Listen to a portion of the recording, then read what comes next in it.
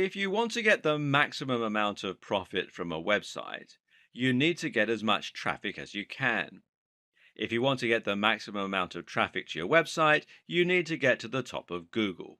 And if you want to get to the top of Google, you need SEO, or search engine optimization. Search engine optimization is the process of optimizing a website so that Google will be more likely to index it and ensure that it ranks highly for the most relevant keywords and phrases. For example, if you have a website that sells hats, then you might try to get it to rank for the phrase buy hats online. To do this, you will go through an optimization process that would involve both on site and off site strategies. With any luck, you would eventually be able to get your website to the top of the SERPs, that's the search engine results pages, for that term, and thereby attract a huge amount of traffic. More importantly, that traffic would not just be from random visitors, but would instead be from specific people who are looking for hats. Better yet, those people will be looking for hats at the very point they came to your website. Why else would they search for hats? Which means they're ready to buy, and it should only take a small push to get them to make that decision. SEO can be a slow going process, but it's still possible to climb the ranks and get your website to a point where it will start getting more and more organic traffic from searches. SEO essentially works by attempting to second guess the algorithms used by Google to decide which sites to index and where to rank them. Google works by using bots, an index, and an algorithm. The bots, also known as robots or spiders, are small pieces of code designed to head out onto the web and look for content. They read web pages and they add that content to a massive index which Google can use as a reference. From there, Google will then use an algorithm to identify which content in that index is relevant to which search and which is offering value to the end user. Ultimately, the aim of Google is to help people find interesting content that will be relevant to what they're looking for. This involves a lot of factors, and the algorithm will look at how many links the content has, how visitors behave on that website, and the use of key phrases within the content. If a word or phrase is repeated often enough, then it is possible to deduce that said word or phrase is likely to be the subject matter, and thus should come up in searches for matching terms. SEO basically works by predicting and guessing how the algorithm works, because no one can be completely sure, and then using that information in order to engineer your website to get the maximum number of hits. It means gaming the system, and this in turn can allow you to trick Google into believing that your site should be number one. Of course, it's not quite that simple though, and actually, as we dig deeper, we'll see there are other more efficient ways of looking at SEO. Apart from anything else, Google is constantly updating its algorithms, usually with words beginning with P like penguin, panda, and pigeon, and that means second guessing Google can get you into trouble. Being effective at SEO means having an up to date understanding of how it works and knowing the core principles that underpin the different strategies. That's where this video series comes in. Keep watching and you'll learn which old, outdated strategies you need to avoid, how to work with Google to get the very best results, and how to future proof your site for upcoming changes. This is the modern guide to SEO for modern marketers and site owners. This is your SEO Bible and your key to unlocking incredible success on the web.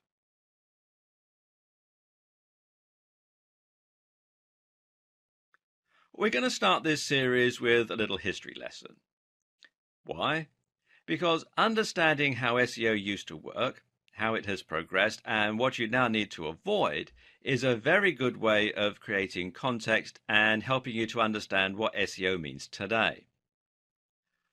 When SEO was first born, Google's algorithm was a lot simpler and manipulating it to your own ends was a lot easier as a result.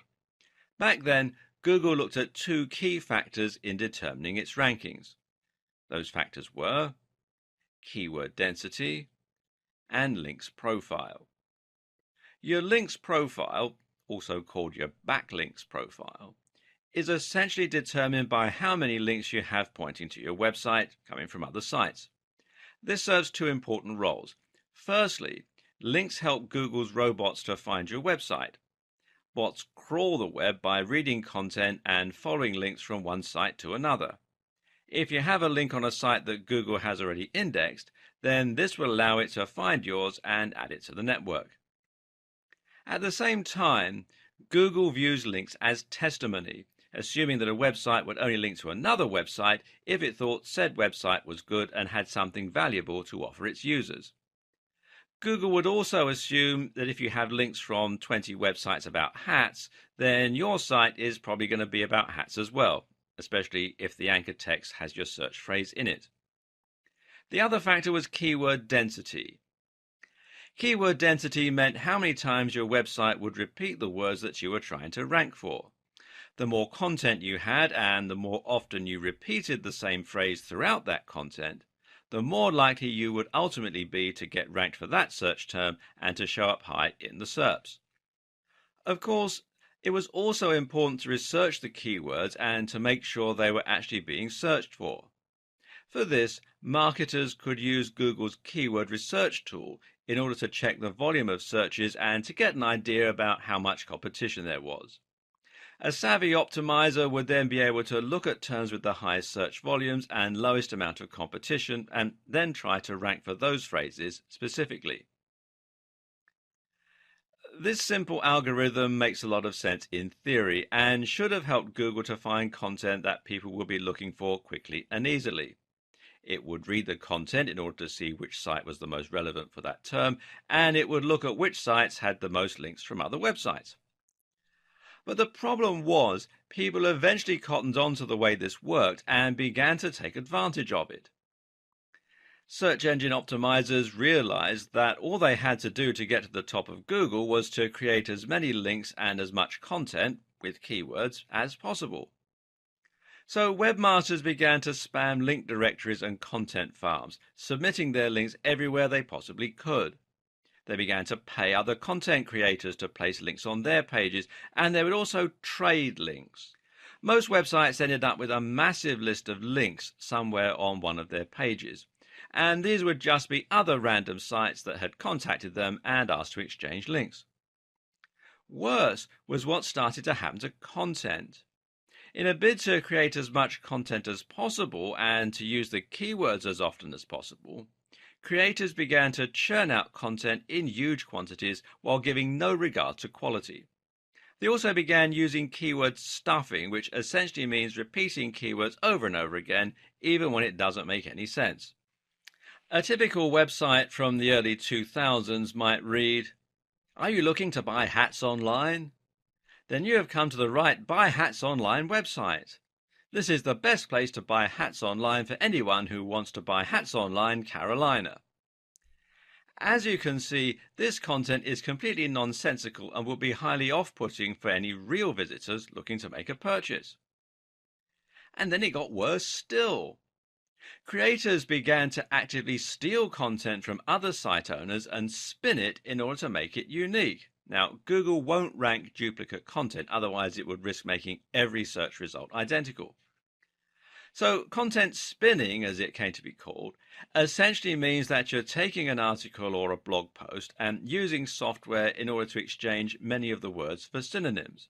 So a sentence that read, "These are the softest, warmest and most attractive hats on the net," would become, "These are the most comfortable, most insulating and most beautiful hats on the web." And because the site owner didn't have to write that content themselves, this meant they could publish thousands of posts in a short space of time and bomb Google. Well, that's the theory at least. The reality is that, unfortunately, most spinners do this instead. These is the squitty-ish, hottest and very best beautiful hats on the fishing net. Again, it's just gibberish. So by placing thousands of links on other sites, using their keywords as the anchor text, and by filling their sites with tons of useless content, website owners were able to get themselves to the top spot of Google. This system was so easy to abuse that some people could even get completely unrelated websites to the top of specific SERPs against the owner's will. You could make it so that searching for big idiot will bring up a picture of your friend, for example. This was called a Google bomb. Obviously, this started to make a mess of Google's results, and so Google had to adapt and get smarter.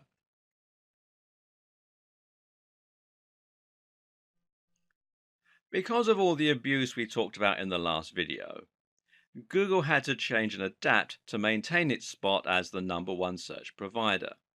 And to do that, it had to clamp down hard on those who were gaming the system and penalize sites that were cheating to get to the top spot. It did this by looking for obviously spammy strategies and de-indexing or downgrading the sites. So, sites with keywords in their URL no longer enjoyed the same advantage. Sites with huge numbers of inbound links from low quality websites were de-indexed. Sites caught buying links were de-indexed. Sites that stuffed keywords were severely punished. Sites that had lots of backlinks with the same anchor text were treated as highly suspect, and the list goes on and on. Meanwhile, Google started to show preference towards sites that were longer, that linked out to other quality resources which previously would have hurt your SEO, and more. These changes came in the form of algorithm updates, which had recognizable animal names and which got a lot of press from the internet marketing community at the time. These were Penguin, which was designed to reduce the effectiveness of unnatural backlinks, and Panda, which was designed to favor sites that looked high quality. Google doesn't want a website owner to be able to artificially climb its SERPs. Rather, Google wants websites to climb the ranks only when they're genuinely valuable and popular with the audience. It wants to see natural, organic links that you haven't paid for, and it wants to see deep, relevant, and interesting content. The old techniques that were once used to spam Google became known as black hat SEO, and the industry entered a dark period.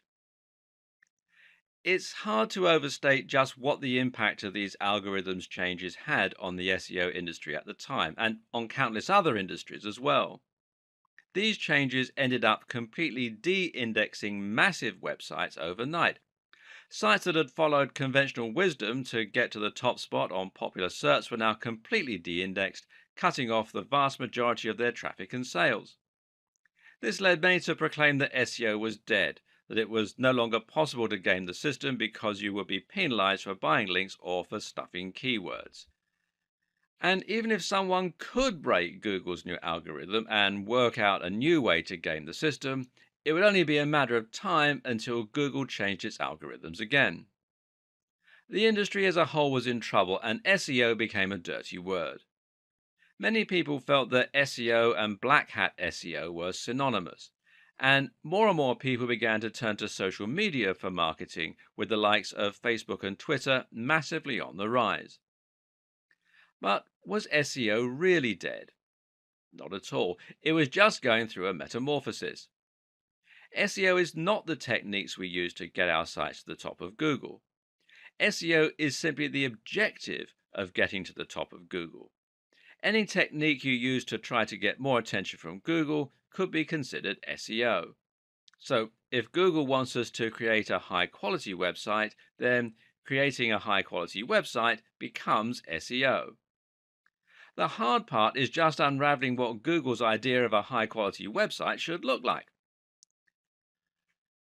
Keyword research is still useful, for example, but we now know that Google doesn't want us to overly stuff our websites with those search terms.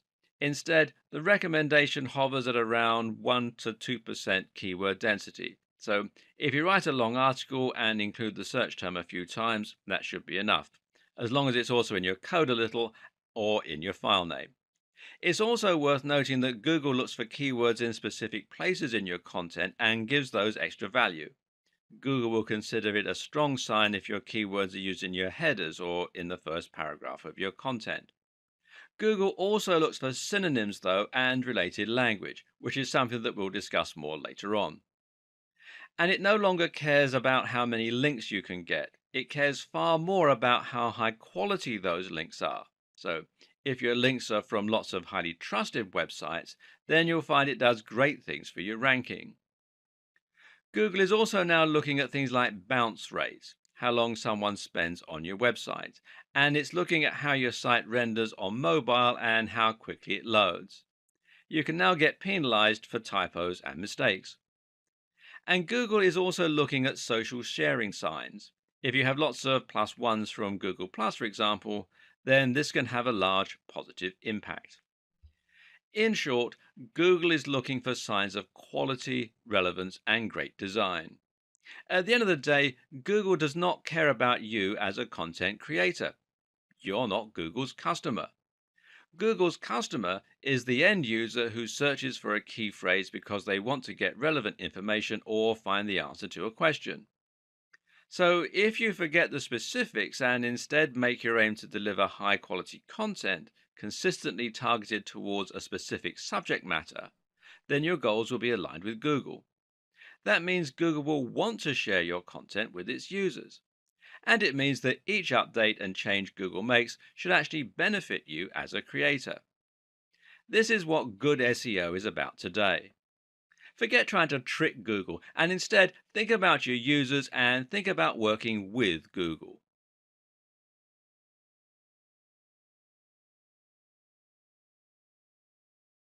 Regardless of all the changes that have happened, it's still possible to separate our SEO into largely on page and off page. I'm going to talk about on page now and off page in the next video of this series, but both are important. On page, of course, refers to all the strategies that you can use within your pages to get Google interested in your site. This begins with content, and it begins with having a stronger understanding of the subtle changes Google has gone through in recent times. One of the first things you're going to need to do is to fill your site with great content and to use your keywords throughout. There's a fine line to be walked here. You need to repeat the phrase a few times to ensure that you create that association. But at the same time, you also need to make sure that you don't overdo it and thereby appear to be spamming. Too vague? Well, as I mentioned, it's now agreed that the optimum keyword density for on site content is 1 to 2%. This means you can use your phrase once every 100 to 200 words, but you also need to use your common sense a little. Some keywords are easier to use in a natural manner than others, and making sure your content sounds natural should always be the number one concern. Some keywords will be hard not to repeat 100 times. Others will never feel that they can come up naturally. The user always comes first, so if you can't fit the keyword in naturally anywhere, then just forget it and use it in your image, alt text, etc. The length of your post is also an important consideration. Back in the days of spammy SEO, almost every post was about 500 words long. Today, you'll have the most success by writing posts that are longer and more in depth. Imagine that your reader is going to sit down with a cup of tea and really dive deep into the subject. Yeah? That's the kind of experience you should be delivering. This has another advantage because it means that you can repeat your key phrase a lot more while keeping your density low. If you repeat your keyword 100 times and your content is 1,000 words long, then that's a 10% density. If your content is 5,000 words long, that's 2% density. Of course, 5,000 words is too long for most blog posts. Instead, the general consensus is that an ideal blog post will be somewhere in the region of 800 to 1,500 words. But again, remember that you serve your visitors first and foremost. These are the people that you want to impress, and that means you shouldn't worry too much about length. Do what comes naturally to your subject matter. Oh, and while you're at it, try to vary the length of your post a little. This again looks more natural and suggests to Google that you're not following a strict formula of any kind. At the same time, you also need to consider something called LSI, or latent semantic indexing. This is basically a fancy term for how Google now understands actual meaning rather than just looking to match words. The way it does this is at least partly by looking for synonyms and related terms when trying to answer questions. In short, don't just use the exact key phrase, but be sure to use lots of relevant and related language. This is important partly because it can prevent a mismatch between searches. If someone searches for a homonym like duck, how does Google know whether they mean the bird or the movement? Simple, by looking for related terms like duckling and feather, or perhaps dodge and dive. At the same time, the use of synonyms and related language again shows Google that there is a lot of content revolving around the same topic. It's not just a case of having mentioned the search term a few times in an otherwise irrelevant piece of writing. So, if you're writing about bicep workouts, then you need to make sure to include lots of related language like arms, triceps, dumbbells, training, weightlifting, etc. Doing this will confirm the subject matter of your site and will look a lot more natural and useful than if you just use the phrase. And for the same reason, it can also be a good idea to use variations on your key phrase and to have secondary search terms. For example, if your key phrase is build massive arms, then you should also try to include the terms build big arms, build big biceps, get big biceps, etc. Google now knows that this means the same thing, but won't be as likely to penalize you for keyword stuffing. It also makes you look like a better writer for your visitors. Essentially, try to keep in mind that Google no longer works by trying to match the search terms exactly in your content. You can see this yourself when you search Google. Search get big arms, and many of the results that come up won't actually include those precise words. Likewise, linking out to relevant sources might help Google to better understand the topic of your pages and posts, while also demonstrating that you're trying to provide extra value to your visitors. On that same note, you should also look at rich snippets. Using structured data, you can highlight to Google certain key elements of your content, like recipes, dates, company names, scores, etc. This helps Google show some of that information in the SERPs, the search engine results pages, and thereby attracts more visitors to your site. There are plugins which will let you do this easily, or you can do it through meta tags. Either way, you'll use this to do things like highlighting the ingredients in a recipe, or the show times of a play, or the score in a review. This is important because it lets Google understand your content even better than it is already able to do. Google is no longer just a search engine, but rather an AI. This is the direction that Google is heading, and being able to understand and utilize this might just be the key to SEO success in the future.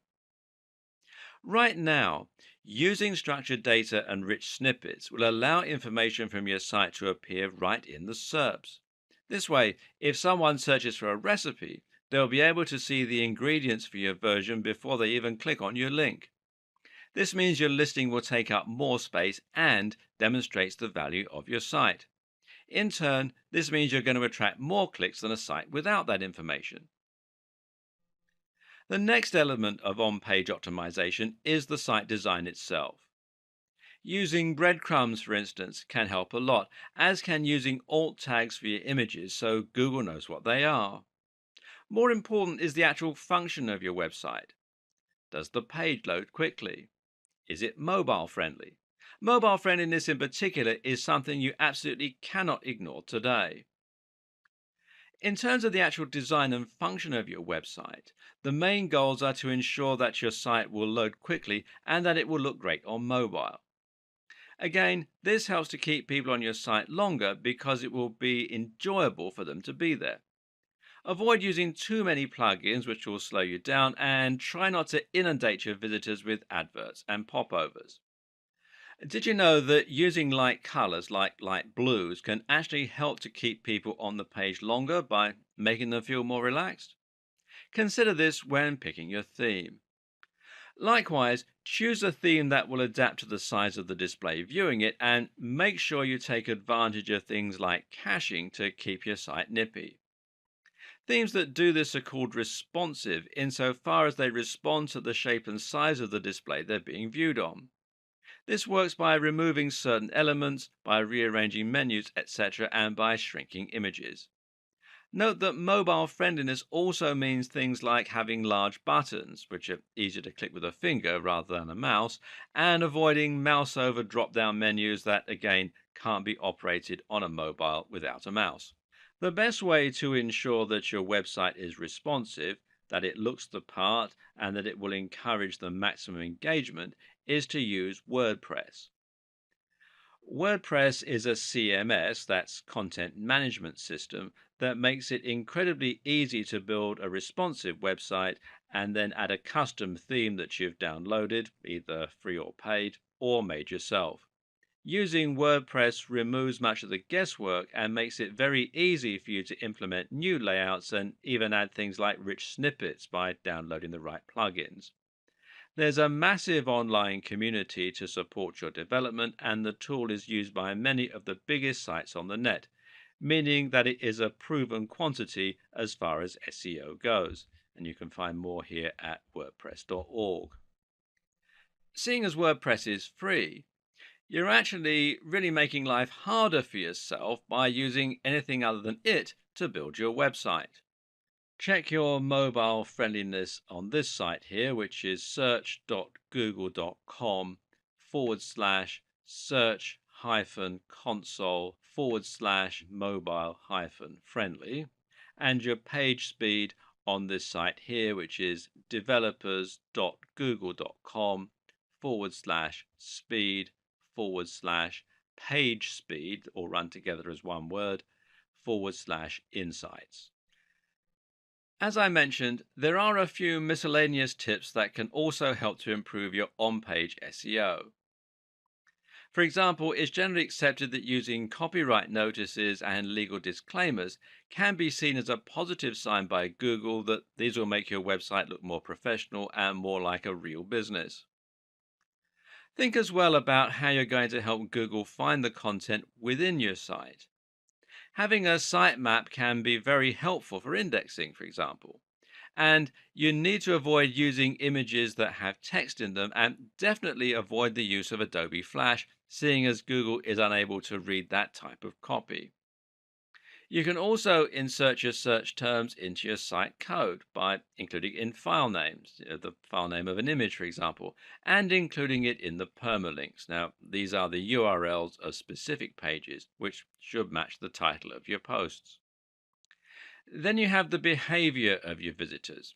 In other words, how long are your visitors staying on your page? Do they click a lot of internal links?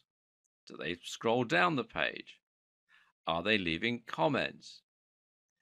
Google wants to see that your site is offering value to your visitors, and the best way they can do that is by looking to see if people are actually enjoying the content you've created. Your site design is all about getting your visitors to spend a long time on your page and then to interact with it. You can do this by using related posts and by making your comment section appear more interesting and easier to use. But you should also do it by simply ensuring that your site looks great, performs well, and is filled with interesting and relevant content. Try to avoid adverts or bad design elements that are going to instantly put people off and cause them to leave your website. Remember, Google wants to see that people are spending time on your website, and the best way you can ensure this happens is by making content that people want to read. Moreover, you need to ensure that content is presented in a way that encourages people to stick around. Forget dense blocks of text with no images. Instead, create content with lots of headers that's well spaced out and that uses large, beautiful pictures throughout. In terms of the actual writing, try to use a narrative structure where possible to really pull people in. Tell a story, use cliffhangers, and make it impossible for your visitors not to move down to the next line. Ultimately, it comes down to making sure you're providing the very best experience for your visitors, but doing so in such a way that Google can see and understand that that is the case.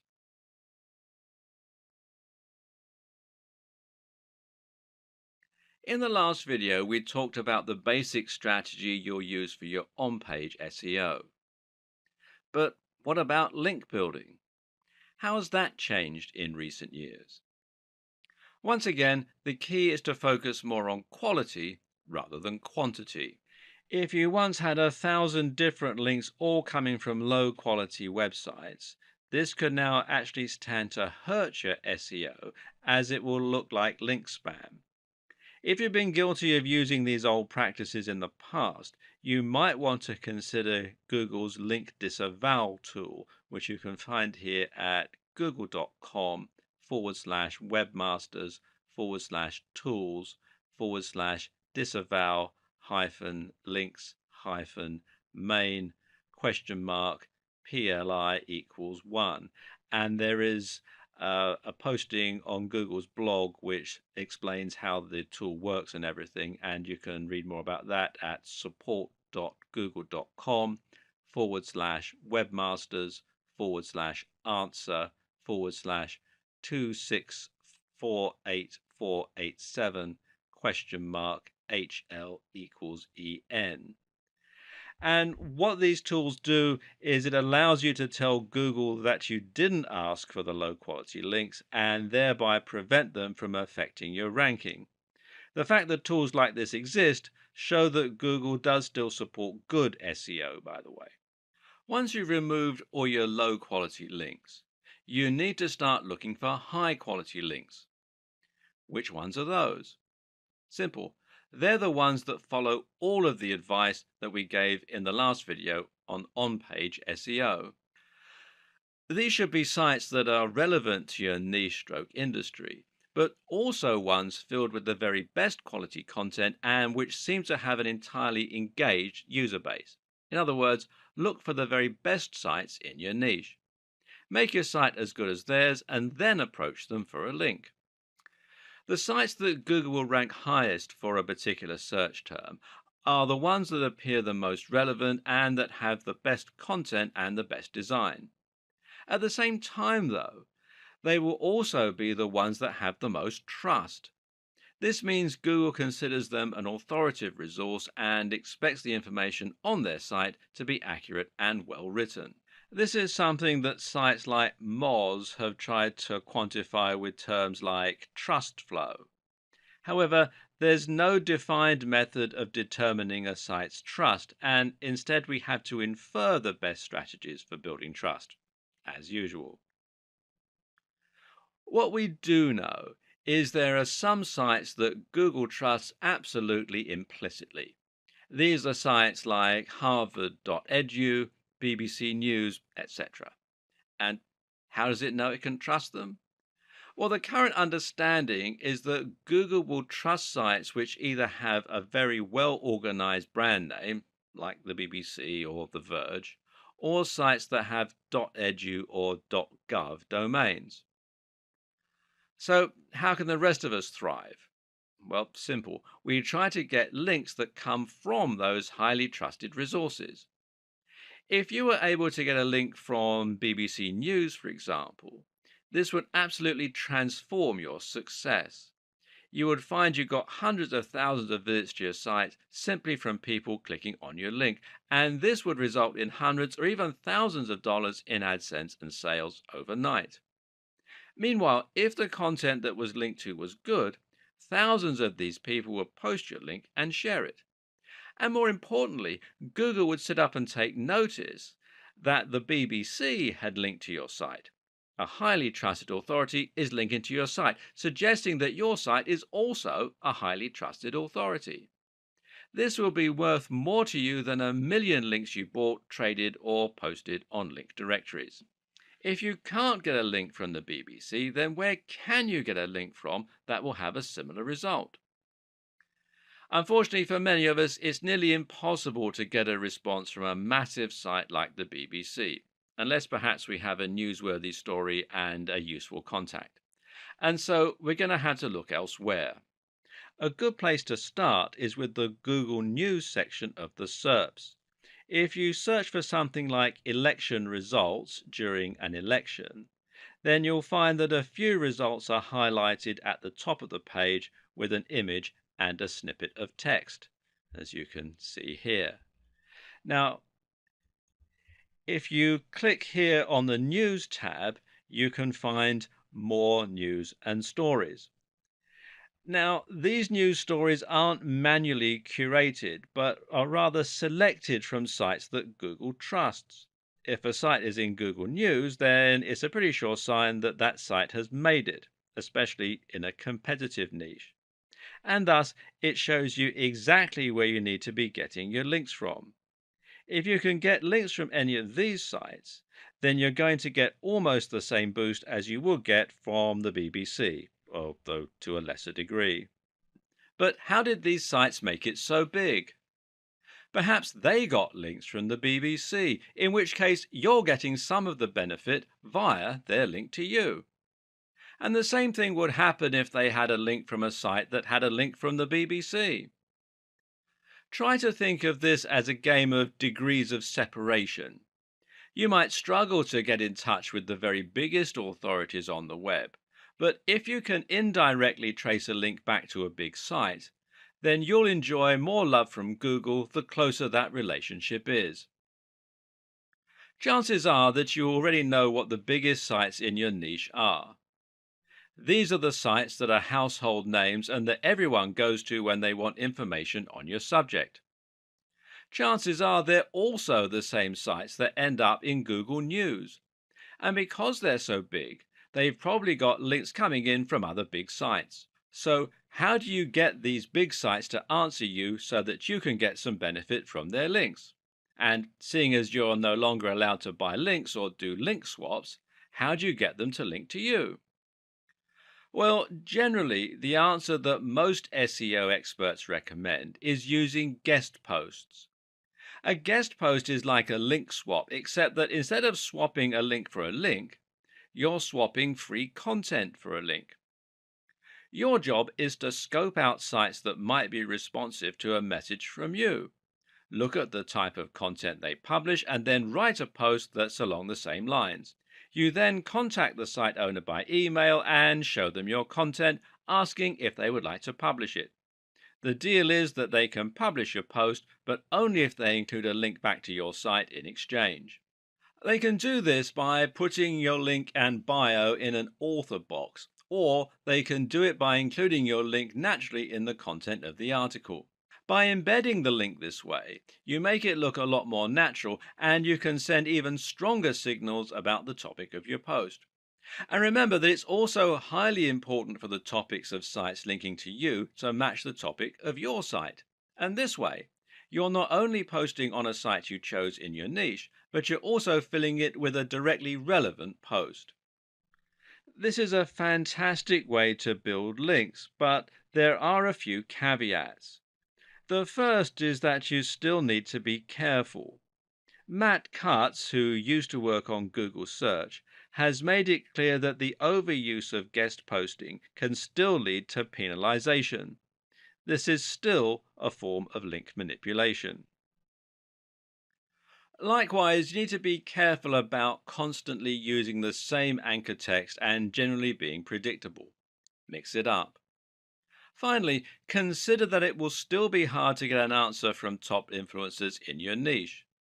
The solutions include making sure that your content and the site you're linking to are great quality so that the creator will be happy to be associated with them, delivering real value in the guest post, spending some time developing a relationship first, perhaps by sending some emails and maybe by leaving some comments on their blog, starting relatively small and working your way up. Look for blogs that are just ahead of yours. Each time you succeed, your site will get bigger and you'll be able to approach a slightly bigger influencer next time. Use your existing contacts. Maybe you have a friend who owns a blog. Network in person. And for making a big impact, nothing beats the power of actually meeting a blogger or a site owner in person and making a connection that way. Go to SEO networking events and generally don't be afraid to pick up the phone. A key lesson to apply to pretty much every aspect of SEO is not to get carried away when you find ideas that work. For example, just because quality is key, that doesn't mean that you need to disavow every low quality link and only ever build links from the top sites. Why? Well, you guessed it. It looks unnatural again, and actually it looks like manipulation. Take a look at sites like the BBC, and you'll see that they have a huge and highly diverse link profile. They'll have links from massive sites, but also tiny spam sites. When a site is truly successful, it'll lose control over all of its links, and this can be useful to make your links profile as diverse as possible. And one of the very best ways to do this is with link bait. Link bait is an article you've written specifically to try and get as many links to it as possible. How? One answer is to make your article a powerful resource, meaning that it will become a place for people to learn a particular subject matter. An example of this is the excellent guide to testosterone published on the art of manliness. This post goes much more in depth than many similar blogs on the same subject, and as a result, countless other articles have linked to it as a resource. Another option is to create a post that will somehow support a discussion. A good example of this is the post How to Win an Argument with a Nutritionist, which includes links to studies that disprove outdated notions about nutrition. The article is perfect link bait because people will regularly use it in online arguments to prove their point. Finally, one more very useful strategy for your backlink strategy is to perform backlink research for other sites. Look at your competition and look at which sites have got the most traffic in your niche. Then, once you've found which ones those are, try to get links from the same site. Not only does this method ensure that you're going after the right links, links that have a proven track record, but it also helps you to find links that are likely to allow guest posts. Good SEO means forgetting SEO and concentrating on your user. It also means forgetting SEO insofar as you're going to be trying to merge your different marketing strategies to create one bigger approach. It means trying to write amazing posts and share them on SEO so that you get more links, and it means writing great content that keeps people on your page longer. Stop thinking in terms of SEO and social media marketing, and instead think about your SEO in terms of content marketing. Regardless of your strategy, there is no doubt that content is absolutely the most important asset when it comes to attracting traffic and impressing Google. But just what is content marketing? Content marketing is about creating content that will help Google to find your site and posts and to ensure you rank highly in the search engine results pages. While this is a powerful and useful effect, though, it's actually only one part of what content marketing is all about. At the same time, content marketing is about building a relationship on your site and ensuring that people begin to trust what you have to say. It means demonstrating your knowledge and point of view to the point where people seek you out as an authority. Once you get to that point, you'll be considered an expert in your field and you'll be able to greatly influence your audience, possibly influencing their buying behavior. So, how do you get to this point? Well, the key is to think about the sites and blogs that have influenced you over the years and the ones you read regularly. This isn't about building trust with Google, but rather it's about building trust with your readers so they want to keep coming back. The main thing normally is delivering value.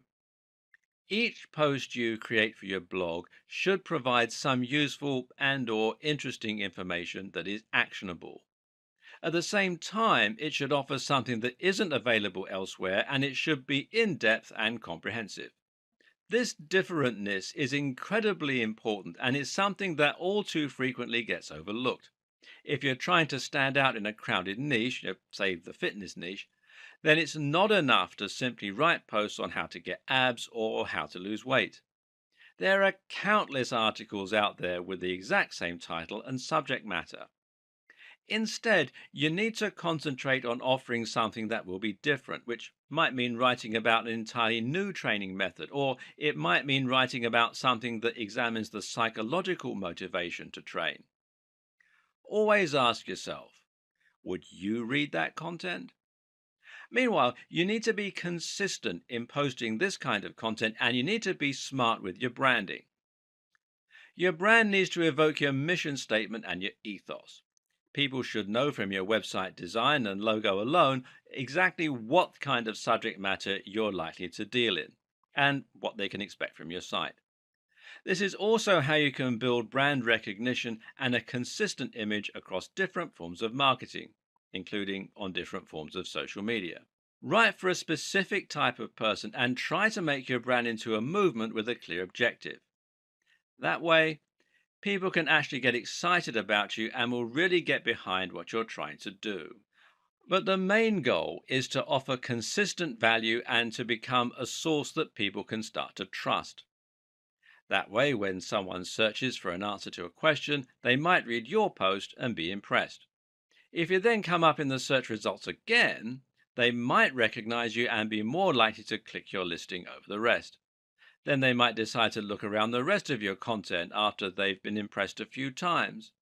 Eventually, you'll become their go-to source for answers in your niche. Well done. You just won at content marketing. The key is to consistently deliver value so that people come to your site for answers.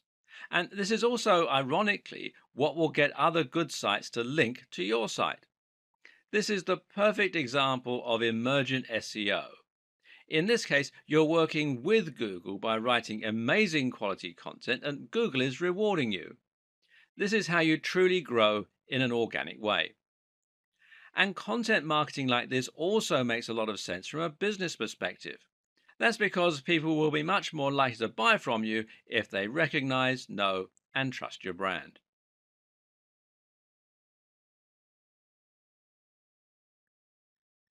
If all of this is sounding a little complex, you might be considering skipping the hard part by outsourcing your SEO. But can you trust an SEO company to do the best possible job for your site and for your brand? While there are a ton of great SEO companies out there providing valuable work and helping companies to reach new heights in terms of their exposure and profits, the unfortunate fact of the matter is that there are probably more not so great SEO companies. These are the companies that didn't get the memo when Google changed. They're the companies that still insist on keyword stuffing and link spam. Worse still are the companies that knowingly don't do anything and just take your money. And the problem is that it isn't easy to tell the two apart. How do you know if your SEO company is offering great value for money or whether it's actually just twiddling its thumbs and sending you large invoices every few months? Now, this isn't a problem you face with most other industries. If you hire someone to paint your fence, then at the end of the day, you can see the work they're doing and you can decide for yourself if you're getting your money's worth. Ultimately, your fence is either going to be painted or it isn't. There are no half measures. The same is true for cleaning companies and marketing consultants and for accountants. But when you hire someone to do SEO, you actually can't see the results right away. It can take months for SEO to have a positive impact on your site's ranking, and even when it's been done well, there's no guarantee you'll get to page one. And worse, most people don't have a comprehensive knowledge of SEO, and so they don't know what the companies should be doing to help them get the best results. How can you check on someone if you don't know what they're meant to be doing? In fact, even if you handle SEO yourself, it can still be hard to know if it's working or not. There are some metrics and tools you can use to measure how well your site is doing, though, and I'll talk about them in the next video.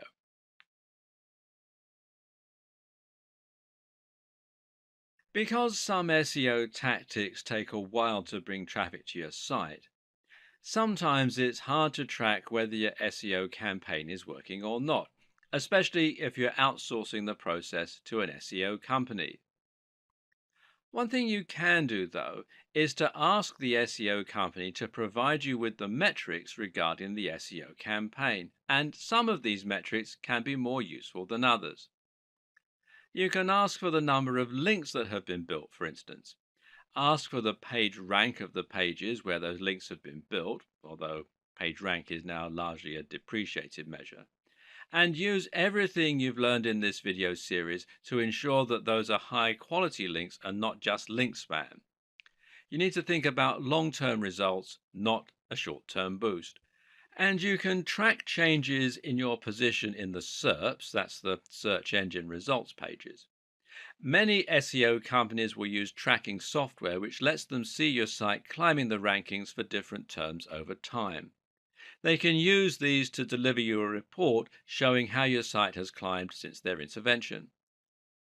If you're handling your own SEO, you might still choose to use a tracking tool in order to keep an eye on your success over time and ensure that your efforts are getting results. But what does any of this tell you?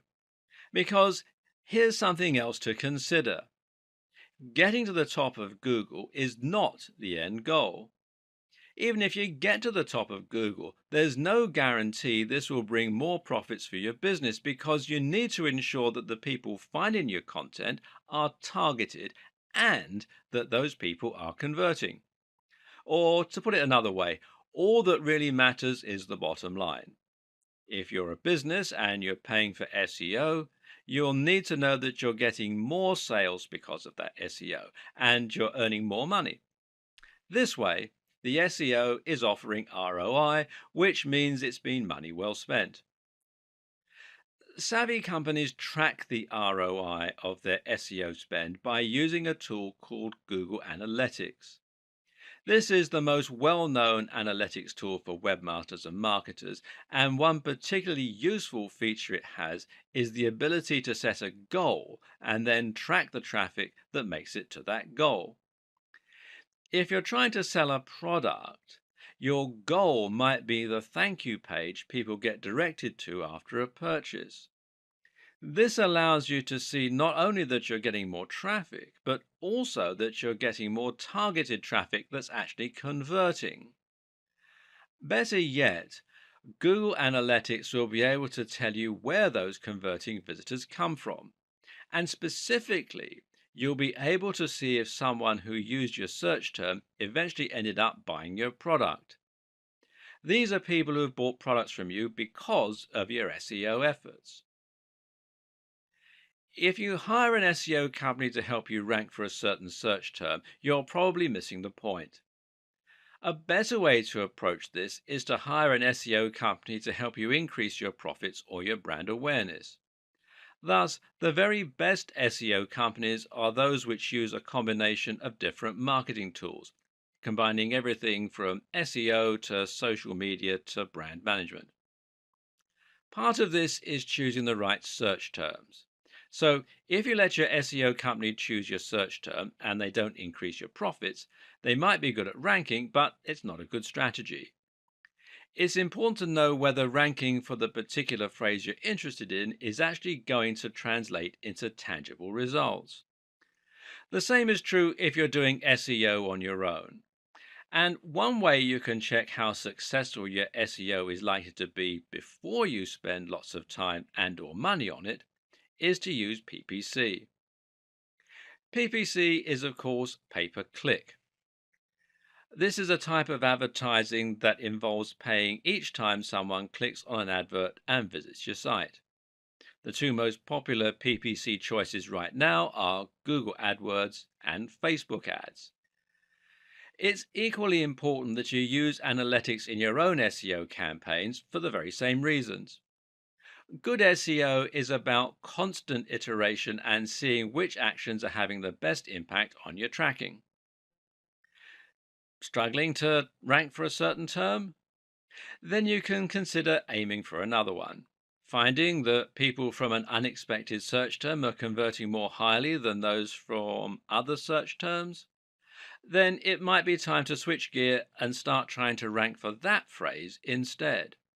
Setting up Google Analytics is thankfully rather simple. First, you need to head over to Google Analytics, which is google.com/analytics. And then you'll need to add a small tracking code to each page of your site. If you're using WordPress, you can also use a plugin to do this. Then you can set up your view, which will let you choose which stats you want to look at. Some useful things to look at here are your audience overview, and this is key data regarding who is looking at your site, which can help you to better target specific demographics. Acquisition, this is where your traffic's coming from. Real time, which shows you how many people are on your site right now, and the aforementioned goals.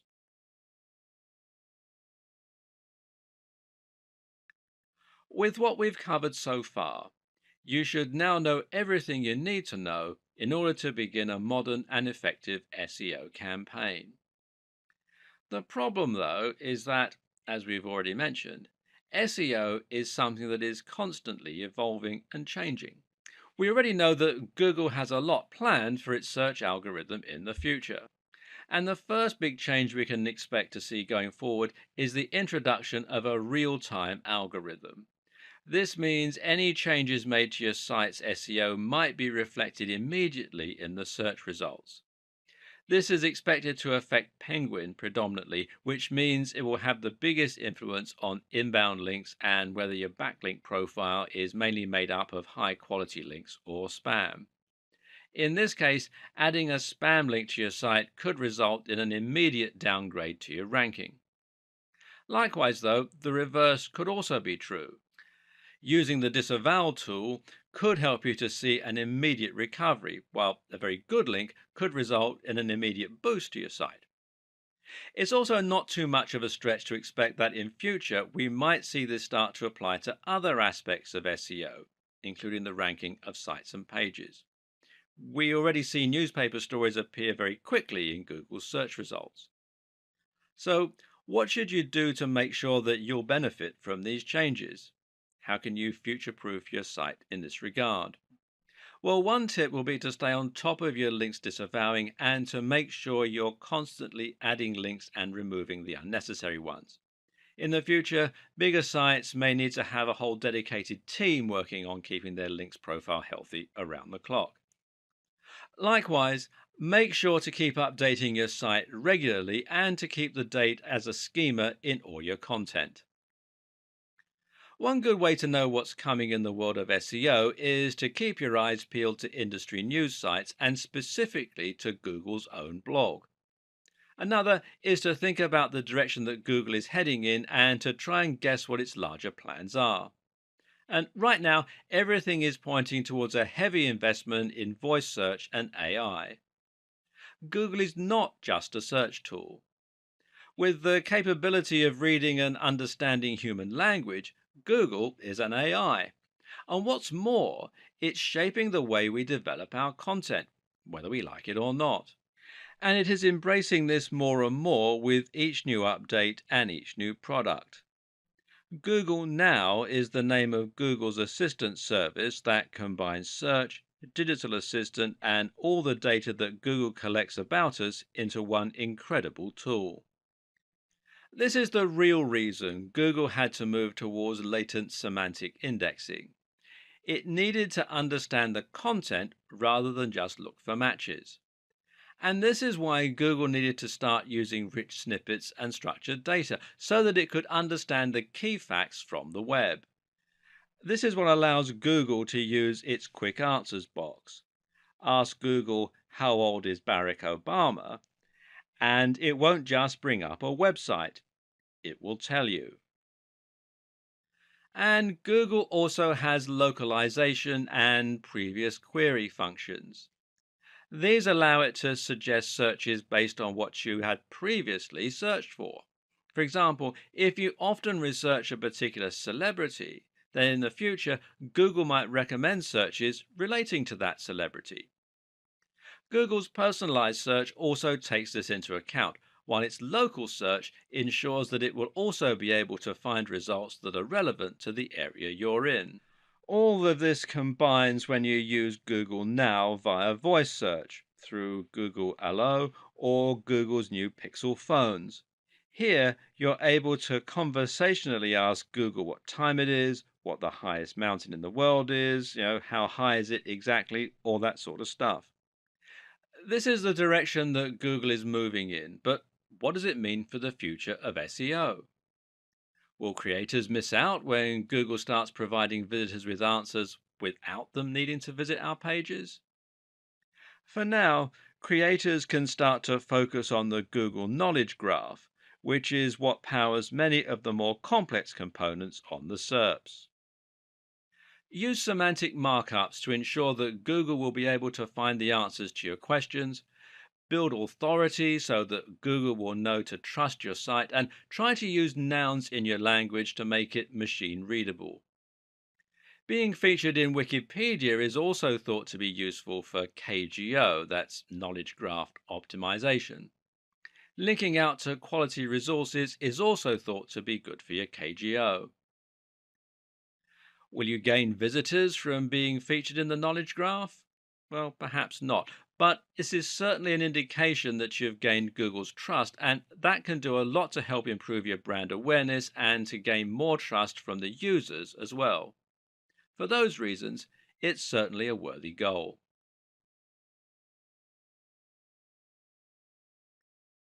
We've covered an awful lot of ground and even speculated at what the future of SEO might entail.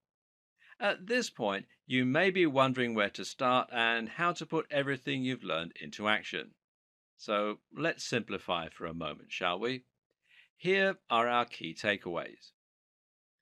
First off, Google is getting smarter to the point of becoming an AI with a lot of personal information about its users. Google is increasingly understanding what content actually means rather than just what it says. You should not try to trick Google. Work with Google to provide your users with the most relevant, well informed, and entertaining answers to their questions. Prove that you are trustworthy by connecting as closely as possible to high authority sites. Use structured data to further explain your posts. Don't keyword stuff. Write naturally using synonyms, relevant terms, and lots of nouns. Build a brand and focus on consistent quality. Post regularly and build the trust of your users with content marketing. Use guest posts and aim for the sites that have Google's trust already. Think of SEO as one small part of a much more cohesive marketing strategy. Combine excellent posts with social sharing and link bait. And finally, measure and monitor what is working and update your strategy on the fly. Another tip is to make sure you do your research and examine which terms to target before you set out. But even more important than that is to choose the right niche. This means picking a niche that has a large enough appeal to give you a big market, but at the same time, it means picking a niche that won't be too competitive for you to make any dent in. Look for subject matters that cater to a specific audience and that people can really get passionate about. And make sure that you are passionate about it too, because when you really love what you're writing about, all the high quality content, all the great connections, and all the consistency really come to the fore. Stop looking for quick wins and focus on building a trustworthy brand filled with incredible information. If you do that and you do just the smallest bit of marketing to give yourself a push, then Google's algorithm should do the rest and reward your enthusiasm.